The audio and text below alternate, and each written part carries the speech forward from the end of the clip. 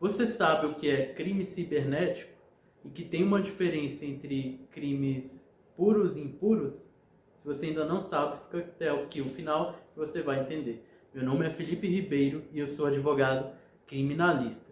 Se você ainda não é inscrito aqui no canal, se inscreva e também dá um joinha aí que você ajuda na divulgação do canal e no crescimento aqui do canal e dessas informações. Então, os crimes informáticos, eles têm uma diferenciação, tá? Eles têm uma diferenciação entre puros e impuros. Eu vou explicar logo para você. É importante saber que normalmente esses crimes informáticos, é claro, eles vão ter os meios computacionais, os meios informáticos, a internet, no meio ali do crime.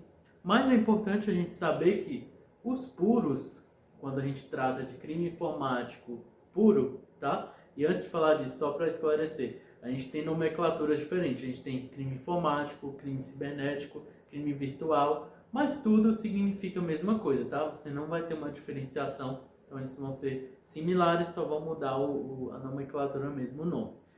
E o crime informático puro, ele é quando o sistema de informação ele é utilizado para cometer crimes, não somente para cometer crime, mas ele é o alvo do crime, tá? Então, às vezes a pessoa, vou dar aqui um exemplo desse tipo de crimes, tá? Que é invasão de computador, a pinchação virtual, ataque de negação de serviço, ou seja, a gente tem alguns tipos de ataque hacker que eles são considerados crimes informáticos puros, tá? Por exemplo, o ataque de negação de serviço, ele está no artigo 266, parágrafo 1º do Código Penal, tá? Então, eu estou falando aqui, mas quem quiser também perguntar depois, eu posso falar de que trata.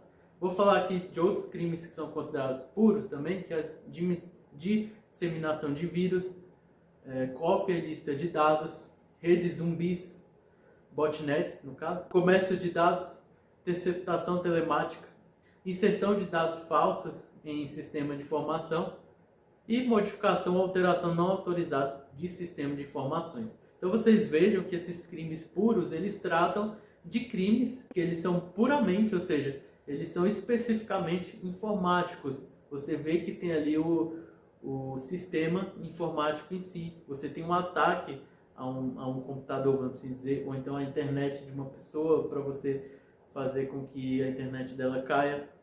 Você também tem outros meios aqui. E no crime informático impuro já é diferente. São, na verdade, crimes comuns, vamos dizer assim, o estelionato, onde ele é cometido por meio da internet. Ou seja, ele tem um meio do caminho, a internet. Em vez de eu ir na rua e falar com alguém para convencer ela e cometer um crime de estelionato, eu vou fazer isso por meio da internet. Por exemplo, a gente tem o estelionato amoroso, emocional, né? Que é normalmente onde homens convenciam mulheres a fazer depósitos para eles e tudo, depois de ganhado a confiança, onde eles eram cometidos por meio da internet. Mas, de fato, a gente tinha um crime comum ali, só que ele é cometido por meio da internet. Entre outros diversos crimes. Então, todo crime que ele for comum e que ele for cometido por meio da internet, ou seja, ele tem como modo de operação ali o meio, a forma que eu vou à internet, ele é considerado um crime informático impuro. Por quê? Porque ele é usado na internet, mas ele não é por si só um crime informático, ele é só um meio. Porque para eu provar um crime cibernético, eu tenho que ter provas que são provas digitais, que às vezes eu vou ter que demonstrar uma perícia ou não, vai depender do caso. Eu tenho ali um crime que é comum, estelionato, mas ele foi cometido por meio da internet.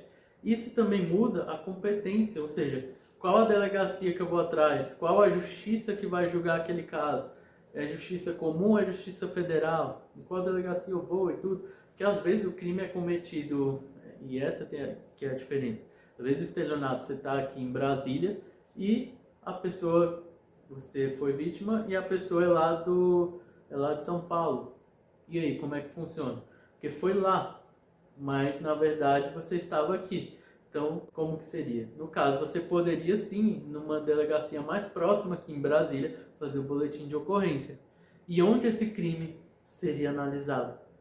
Entendem? Então, tem essas questões, porque por mais que seja um crime comum, ele vai ter essas peculiaridades, tanto de prova quanto com relação ao processo penal, para se decidir como será e tudo. Percebam que são questões bastante diferentes. E outra, que às vezes é um crime cibernético, que você vai precisar dos meios de provas de empresas grandes como WhatsApp, Facebook, para que você consiga alguma informação numa mensagem direta, enfim. Às vezes a pessoa não vai ter ali alguma informação de quem é verdadeiramente, mas normalmente o advogado consegue requisitar para que você ache aquela pessoa. Então aqui só exemplificando essa parte aí de por que é um crime cibernético e não um crime comum somente. Não, ele tem a sua importância porque ele é um pouco diferenciado. Por mais que seja comum, ele é considerado um crime informático. Ele é impuro, que ele não é puramente ali, que nem eu falei, que nem você tem uma invasão de computador.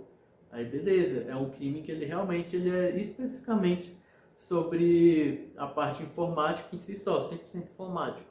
Mas o crime impuro aí, normalmente também é o que acontece mais, são crimes que já existem no Código Penal. Então, todo crime que tiver ali no Código Penal e for cometido por meio da internet, vai ser considerado um crime informático impuro, tá bom? E também a gente tem uma figura assim nos nossos estudos aqui do doutrinário, onde tem alguns autores que também consideram os crimes informáticos mistos, que seriam o quê?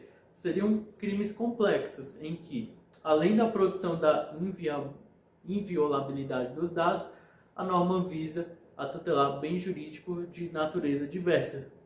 São delitos derivados da invasão de dispositivo informático e ganharam o status de crime sui generis, ou seja, é um crime que ainda você não sabe o que ele é, dada a importância do bem jurídico protegido, diverso da inviolabilidade dos dados informáticos. Aqui quem fala é Viana, e pego aqui alguns exemplos para passar para vocês, que no caso seria um fraude bancária por meio de internet banking ou clonagem de cartão de crédito, exploração sexual cibernética contra crianças e adolescentes, falsa identidade virtual, venda de medicamentos pela internet, crimes contra honras praticados pela internet. Então a gente vê também que, assim, que nem eu falo, assim como tem diversos tipos de crime com diferentes tipos de nome, aqui também você tem uma nomenclatura de puros e impuros, e esse misto, porque você também tem-se uma dúvida, ou seja, ele é complexo, porque você não sabe se ele é impuro ou ele é puro, que nem aqui no caso de fraude bancária por meio de internet banking. É uma questão assim que você não sabe, poxa, ele é puramente informático ou não? Porque já é um crime que existe e tudo. Então, a gente tem essa parte aí também dos crimes complexos. Você não sabe o que ele é e é considerado misto. Mas a grande verdade é que aqui a gente tem só uma diferenciação, mas o que importa é que são crimes que são cometidos por causa do sistema informático, ou seja, antes de existir a parte informática não existiria esse crime, e hoje existe, onde os meios de prova são diferentes. E até mesmo em crimes comuns, os meios de prova vão ser diferentes, ou seja, são meios de provas digitais, por isso que tem uma diferença. E os complexos, é claro, porque você nem sabe distinguir, mas na verdade todos os crimes eles vão ser informáticos, por causa de todas as peculiaridades de prova, de local de crime, disso, daquilo, que nem eu falei, mas eles têm essa diferenciação, beleza? Espero que vocês tenham entendido o que é crime cibernético, e qualquer dúvida que coloca também, e vejam abaixo aí o site do escritório com relação à parte aí de defesa criminal. É isso e abraço para vocês.